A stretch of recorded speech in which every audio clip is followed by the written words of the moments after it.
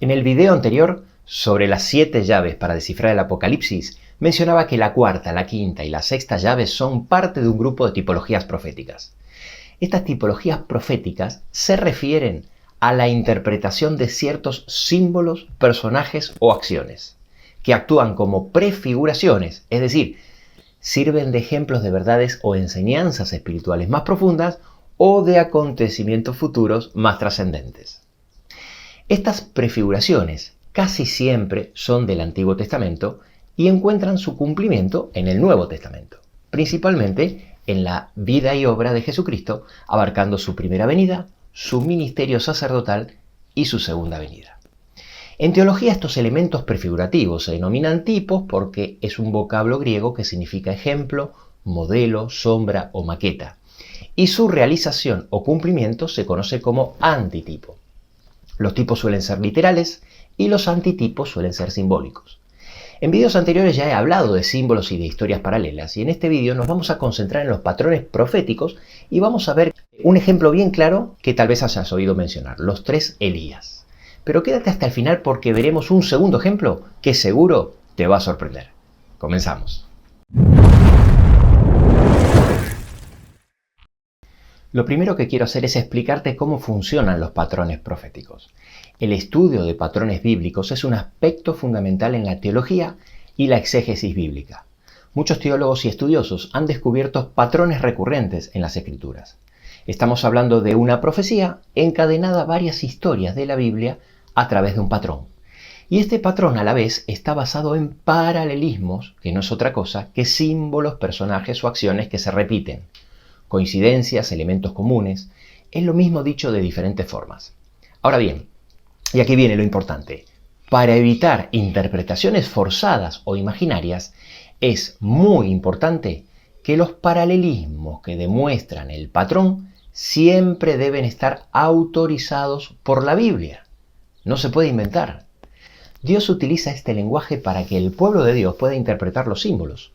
Solo aquellos que conocen las historias de las Escrituras estarán capacitados para ver los paralelismos. Esto no tiene por qué ser subjetivo. En profecía no debemos adivinar ya que solo tomaremos como válidos aquellos patrones que son extremadamente evidentes por la cantidad de paralelismo que los confirman, es decir, donde la razón nos indica que son tantas las coincidencias que hace imposible la casualidad y se ve claramente una revelación intencional.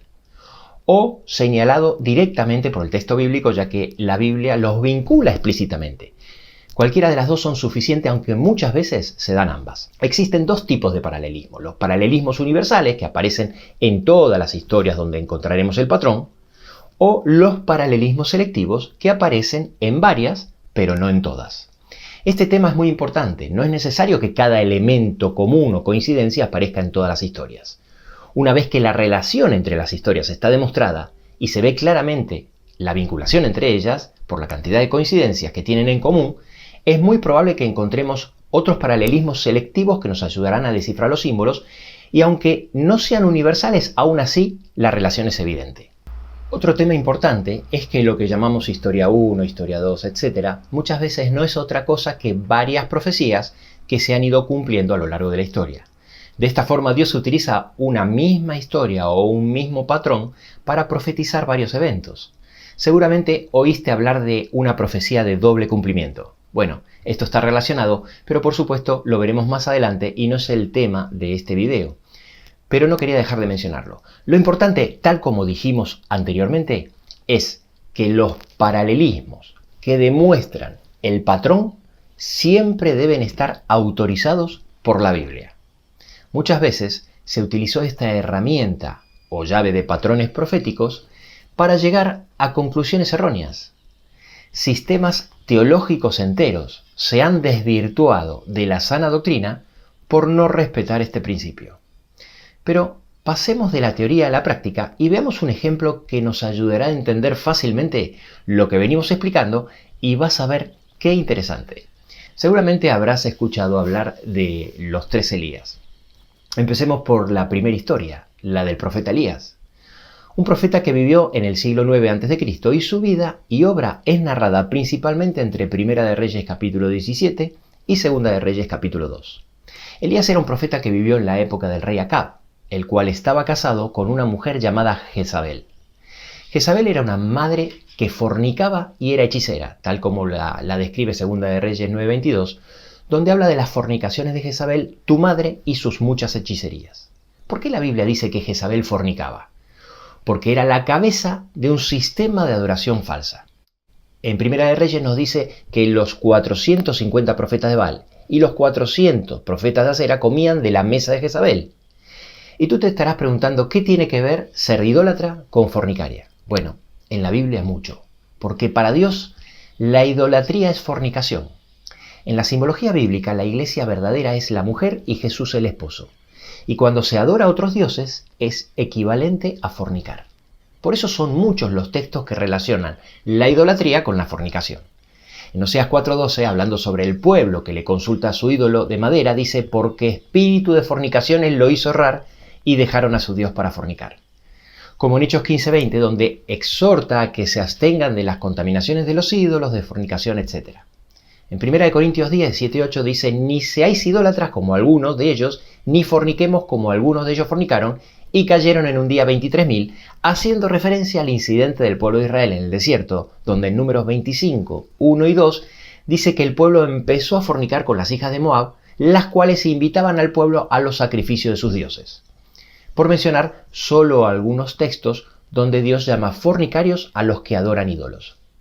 El rey fornica con Jezabel. Si bien Jezabel es la cabeza de un sistema religioso falso, Acab, que representa el poder civil, ya que era el rey, también había fornicado con Jezabel.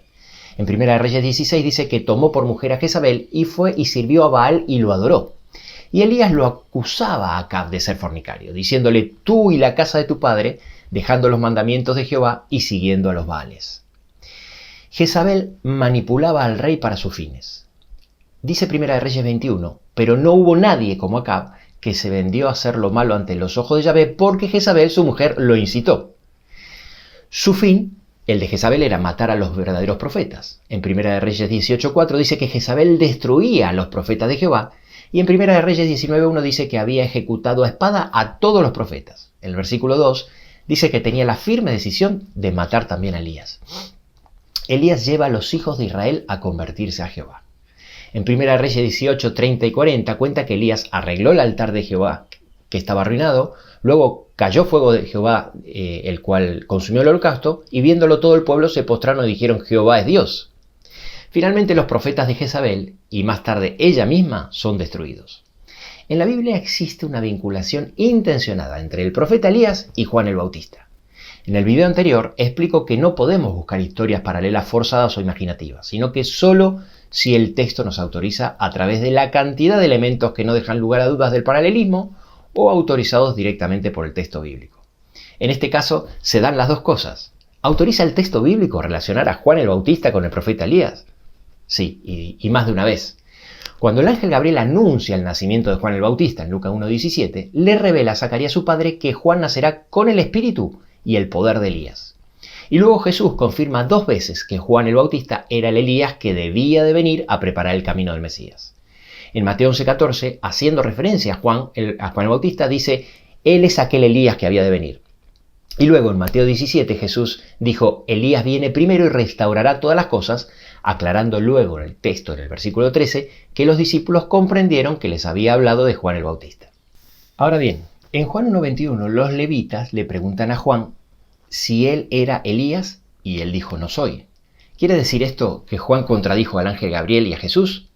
Por supuesto que no. Juan tenía razón, él no era Elías, sino que tal como dijo el ángel Gabriel, Juan vendría con el espíritu y el poder de Elías.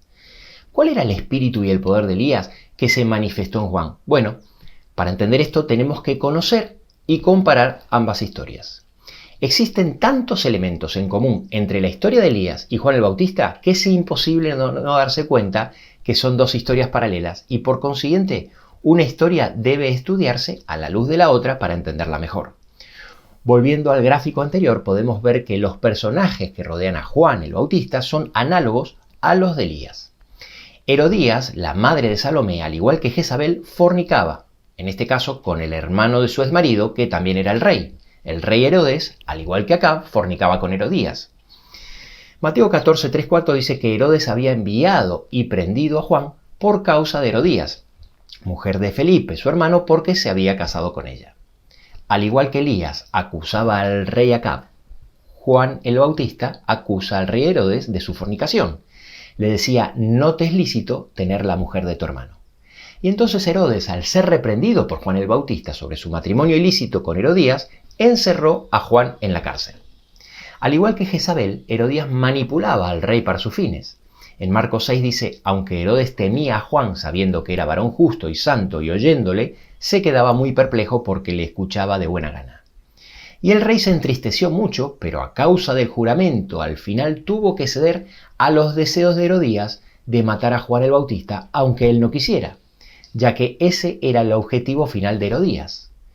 El fin de Herodías era matar al profeta Juan el Bautista. Cuando Herodes le dijo a Salomé que pidiera lo que quisiera hasta la mitad de su reino, ella preguntó a su madre qué deseó pedirle, y en Marcos 6:24 dice que su madre le dijo la cabeza de Juan el Bautista. Juan el Bautista, al igual que Elías, lleva a los hijos de Israel a convertirse a Jehová.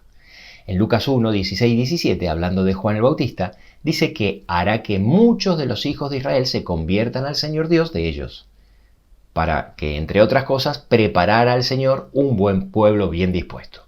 Hasta aquí tenemos claramente dos historias paralelas, donde no solo las palabras del ángel Gabriel y de Jesús nos autorizan a vincularlas, sino que son tantos los elementos en común que es imposible no ver el paralelismo. Y aún hay más que veremos más adelante. Lo curioso es que así como el ángel Gabriel le profetizó a Zacarías que su hijo sería un segundo Elías, que iría delante de él con el espíritu y el poder de Elías para preparar al Señor un pueblo bien dispuesto, de la misma forma el profeta Malaquías profetiza en el capítulo 4 que viene el día ardiente como un horno, y todos los soberbios, y vuelvo a recalcar, todos los que hacen maldad serán estopa, refiriéndose a la segunda venida de Cristo. Y luego en el versículo 5 dice: he aquí yo os envío al profeta Elías antes que venga el día de Jehová grande y terrible. La pregunta es, además de que la Biblia nos autoriza a relacionar los tres textos, ¿encontramos en las profecías del Apocalipsis los suficientes paralelismos en común para afianzar esta vinculación? Acompáñame a comprobarlo y no solo te vas a sorprender, sino que también vamos a descubrir juntos que este nuevo paralelismo ya se convierte en un patrón que nos ayudará a entender mejor los textos de Apocalipsis porque guardan relación con los textos de Elías. Hay una gran ramera, madre de otras rameras. En Apocalipsis 17 vamos a encontrar que, al igual que en la historia de Elías, hay una gran ramera y un misterio alrededor de ella que este patrón sin duda nos va a ayudar a resolver. Es llamada Babilonia y también la grande porque es la madre de otras rameras, es decir, está la ramera madre y las rameras hijas. Los reyes de la tierra fornican con la gran ramera de la misma forma que Jezabel fornicaba con Acab de forma espiritual al practicar idolatría, y Herodías fornicaba con Herodes de forma literal. En el mismo capítulo 17 de Apocalipsis nos dice que los reyes de la tierra también fornicaban con esta mujer ramera. Manipulaba al poder civil para sus fines. Esta mujer también manipula al poder civil. Por eso en Apocalipsis 17:3 a la mujer se la describe sentada sobre la bestia. Siempre el que se sienta sobre la bestia es el que dirige. Mataba a los verdaderos profetas e hijos de Dios. Y qué casualidad que su objetivo es exactamente el mismo que tenía Jezabel y Herodías. En Apocalipsis 17:6 se nos dice que estaba ebria de la sangre de los santos y de la sangre de los mártires de Jesús. Y en Apocalipsis 18:24 se nos dice que en ella se halló la sangre de los profetas y de los santos. Finalmente, aquellos que tengan el espíritu de Elías en el día grande y terrible antes de la segunda venida de Cristo, también llevan a los hijos de Dios a convertirse a Jehová. Tal como dice la profecía de Malaquías 4, he aquí yo os envío al profeta Elías antes que venga el día de Yahvé, y él hará volver el corazón de los padres hacia los hijos y el corazón de los hijos hacia los padres, no sea que yo venga y golpee la tierra con maldición. Si en este punto se hace evidente el patrón, espérate porque las similitudes no terminan ahí. Hay muchas más que no dejan lugar a dudas de estos paralelismos. Ahora que hemos visto suficiente evidencia que no deja lugar a dudas de la vinculación entre estas historias, vamos a repasar algunos paralelismos selectivos, es decir, entre el Apocalipsis y el profeta Elías, que sin duda seguirán arrojando luz a los símbolos proféticos. En 2 de Reyes 9:22 dice que Jezabel realizaba muchas hechicerías.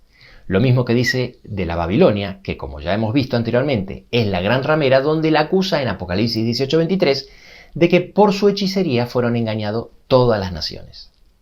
Fíjate qué curioso, hasta las dos mueren exactamente de la misma forma. En 2 de Reyes 9:36 dice que comerán los perros las carnes de Jezabel. Y en Apocalipsis 17:16 dice que aborrecerán a la ramera y devorarán sus carnes. Es alimentada, al igual que Elías.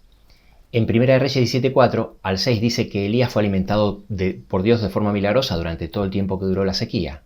¿Cuánto tiempo fue eso? Bueno, Santiago 5:17 no deja duda, fue exactamente durante 3 años y 6 meses. En Apocalipsis 12:14 dice que la mujer que representa a la iglesia fiel fue sustentada por el mismo periodo, tiempos, tiempo y medio tiempo, que en profecía equivale a 3 años y medio. Así que, si queremos saber el significado de los símbolos, los números y periodos de tiempo en el Apocalipsis, una herramienta imprescindible es estudiarlo a la luz de los patrones tan evidentes. Si por ejemplo queremos saber a qué grupo representan los enigmáticos 7.000 hombres mencionados en Apocalipsis 11:13, ¿no deberíamos analizarlo a la luz de lo que ocurre con los 7.000 hombres de la historia de Elías en 1 de Reyes 19:18, ya que se encuentra dentro del mismo patrón? Pero sigamos profundizando un poco más sobre esta llave. Una vez que la Biblia nos autoriza a reconocer un patrón, es muy probable que haya otras historias que confirmen aún más el mismo patrón que venimos estudiando. La primera pregunta que nos hacemos es: ¿existe en la Biblia otra mujer ramera y adúltera literal o simbólica que haya intentado matar a un profeta? No tenemos que pensar mucho. Enseguida nos salta a la mente el Sanedrín contra Jesús. Repasemos rápidamente los paralelismos y verás que encajan tan bien que es imposible que sea una coincidencia. Ezequiel capítulo 16 es otro lugar en la Biblia donde demuestra que para Dios la idolatría es fornicación. De hecho, todo el capítulo 16 es una alegoría donde Jesús es el marido de su iglesia y la iglesia es la esposa, la cual, rechazando al marido, en el versículo 32 dice como mujer adúltera que en lugar de su marido recibe ajenos. Ese rechazo al novio, 2 versículos antes, lo describe como una obra de una ramera desvergonzada. Y a nadie le encaja mejor estas descripciones. Nadie rechazó al novio con mayor vehemencia que el Sanedrín. Ellos estaban orgullosos por ser los hijos de Abraham. Cuán bien encaja el versículo 15 al decir: confiaste en tu hermosura y te prostituiste a causa de tu renombre. Por cierto, en el mismo capítulo llama a la adúltera madre y habla de sus hijas. Acá te dejo algunos versículos. Manteniendo el mismo patrón de las otras historias paralelas, así como Jezabel fornicó con el rey Acab, Herodías con el rey Herodes, el Sanedrín fornicó con el rey César, al decir en Juan 19:15, los principales sacerdotes: no tenemos más rey que César, rechazando a Cristo como verdadero rey. De la misma forma, en el tiempo del fin, los reyes de la tierra fornicarán con la gran ramera. El fin, el objetivo de la ramera siempre es matar a los profetas de Dios y a sus seguidores, tal como hemos visto que hicieron Jezabel y Herodías. Y exactamente lo mismo que quería hacer el Sanedrín con Jesús, ya que, como dice Juan 11:50, habían acordado matarle. Y así ocurrirá en el tiempo del fin, donde la ramera estará ebria de la sangre de los seguidores de Jesús. Para conseguir este fin, la ramera debía dirigir o manipular al poder civil. Recuerda que Acab respetaba y escuchaba a Elías, que Herodes temía a Juan el Bautista y Pilato no quería matar a Jesús. Por eso, así como Jezabel y Herodías tuvieron que dirigir y manipular a los reyes para seguir sus objetivos, el Sanedrín también manipuló al poder civil, en este caso Pilato. En Juan 19, 12 al 16 dice que Pilato procuraba soltarle, pero los judíos daban voces diciendo: si a este sueltas, eres amigo del César. Fue tanta la presión que finalmente Pilato cedió y lo entregó a ellos para que fuese crucificado. Así ocurrirá en el tiempo del fin. La mujer ramera, manipulará a los reyes de la tierra porque, como dice en Apocalipsis 17:18, reina sobre ellos. Presta atención porque aquí viene un dato importante que este patrón arroja y que tenemos que tomar muy en cuenta. La gran ramera siempre se encuentra en el seno del pueblo de Dios. Es que Jezabel y Acab eran reyes del pueblo de Israel. No sé si sabías, pero Herodías y Herodes también eran, técnica y religiosamente hablando, considerados judíos debido a la conversión de sus ancestros al judaísmo. Y así lo proclama Herodes. Si no fuese así, la acusación de Juan el Bautista no tendría sentido, ya que su matrimonio era ilícito según la ley judía. Así que ellos eran reyes judíos, aunque al servicio de Roma. El Sanedrín era la máxima autoridad judía. Pregunto, ¿será la gran ramera de Apocalipsis una autoridad que surja del seno del pueblo de Dios? Y el segundo punto importante que arroja este patrón que te afecta directamente a ti es que la gran ramera siempre tiene gran influencia sobre el pueblo de Dios y los incita a pecar. De la misma forma que Jezabel seducía a los siervos de Dios a fornicar y Herodías instigó a su hija Salomé a pedir la cabeza de Juan, así también el Sanedrín incitó a la multitud a pedir la muerte de Jesús. En Mateo 27:20 nos dice que los principales sacerdotes y los ancianos persuadieron a la multitud de que Jesús fuese muerto. Y de la misma forma que Apocalipsis 14:8 dice que la gran ramera Babilonia hacía beber a todas las naciones del vino de la ira de su fornicación. Al principio de este video te decía que las historias vinculadas que conforman el patrón profético muchas veces son también profecías y que de esta forma Dios utiliza una misma historia o un mismo patrón para profetizar varios eventos. Esto es una genialidad de parte de Dios, ya que una misma profecía puede tener más de un cumplimiento, siendo el mismo texto una guía para los hijos de Dios en diferentes momentos de la historia. Y por otro lado, el saber que el patrón se cumplió en profecías anteriores nos da la certeza que también se cumplirá en la del tiempo del fin. No es el objetivo de este video develar la identidad de todos los personajes que aparecen en el Apocalipsis. La gran ramera o el falso profeta, quiénes son los hijos de la ramera o quién representa el poder civil presente en todo el patrón. Desenmascarar las verdaderas identidades que estas tipologías proféticas revelan es algo muy delicado que requeriría una serie completa de videos para que los podamos ir descubriendo juntos paso a paso a su debido tiempo. El objetivo de este video es mostrarte la llave de los patrones proféticos que se encuentran en la Biblia para resolver estos tipos de enigmas. Pero si por casualidad quieres adelantar estudiando este tema por tu cuenta, me gustaría mencionarte a grandes rasgos un resumen de lo que el patrón nos indica. Y es que en el tiempo del fin, el pueblo de Dios será dividido en dos partes bien diferenciadas. Un grupo pequeño que se mantiene fiel a Dios y el resto, la gran mayoría, engañados por la gran ramera. Son los embriagados con el vino de su fornicación. El pequeño grupo señala el pecado del otro grupo y la gran mayoría se enemistará con el grupo pequeño que señala su pecado y finalmente lo perseguirán. Si te fijas bien, el patrón parece indicar que en los hijos de Dios habrá dos grupos, no todos correrán la misma suerte. Algunos, como Elías, no morirán y verán la segunda venida de Cristo sin conocer la muerte, ya que Elías, tal como dice en 2 Reyes 2:11, fue trasladado al cielo en un torbellino, y otro grupo, como Juan el Bautista o Jesús, sí morirán, pero luego resucitarán. Tal vez por esto en Apocalipsis 11 aparecen dos intrigantes personajes llamados los dos testigos.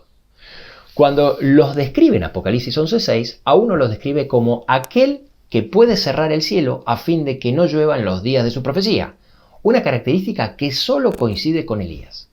Y el otro lo describe como alguien que tiene poder sobre las aguas para convertirlas en sangre y para herir la tierra con toda plaga, una característica que solo coincide con Moisés, quien murió justo antes de entrar a la tierra prometida. En 2 Reyes 1:8 nos cuenta que Elías vestía ropas de pelo y ceñía su lomo con un cinturón de cuero. Y Mateo 3:4 nos confirma que Juan el Bautista también vestía con pelo de camello y tenía un cinto de cuero.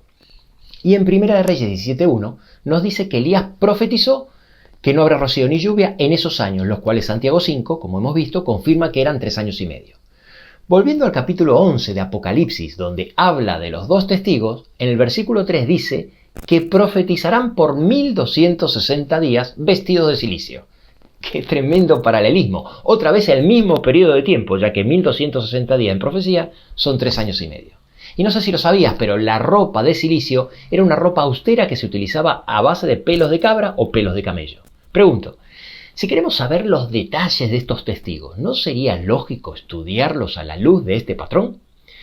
Yo sé que para muchos que están mirando este video, la idea que acabamos de expresar nunca la habían escuchado o simplemente no encaja con los conceptos que ya tienen establecidos sobre lo que acontecerá en el tiempo del fin.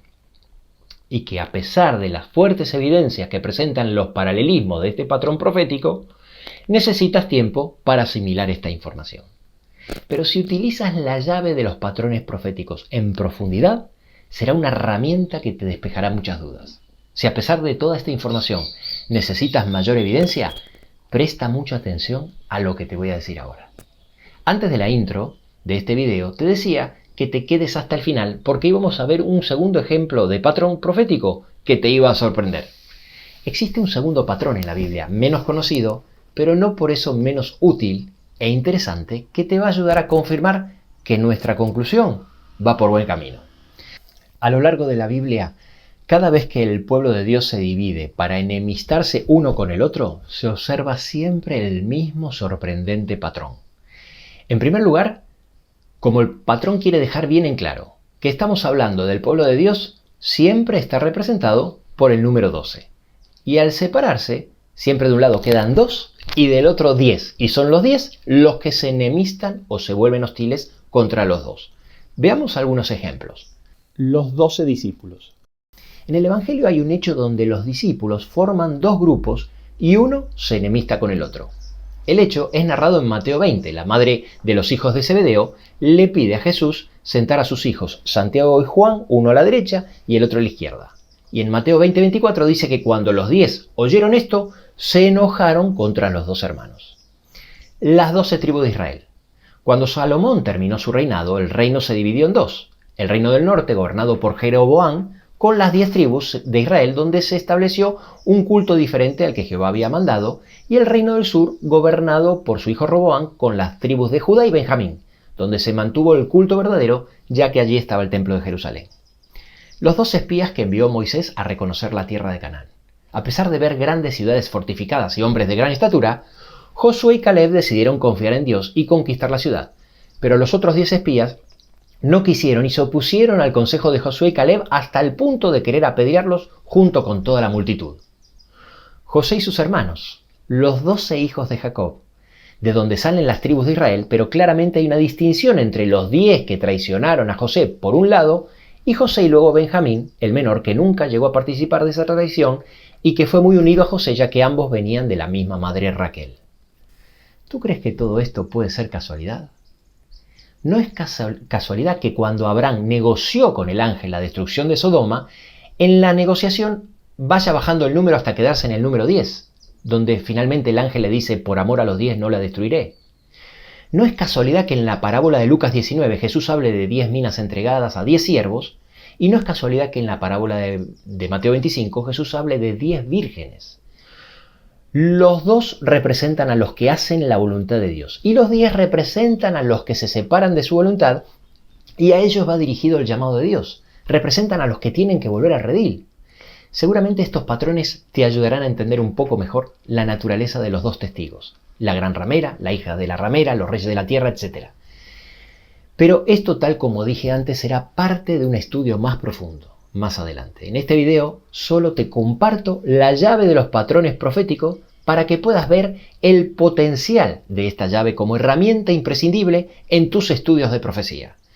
Espero de todo corazón realmente que este video te haya ayudado a darte cuenta que analizar los símbolos y las profecías de Apocalipsis sin utilizar la llave de los patrones proféticos es una gran limitación que te hará prácticamente imposible ver el panorama completo y resolver el misterio.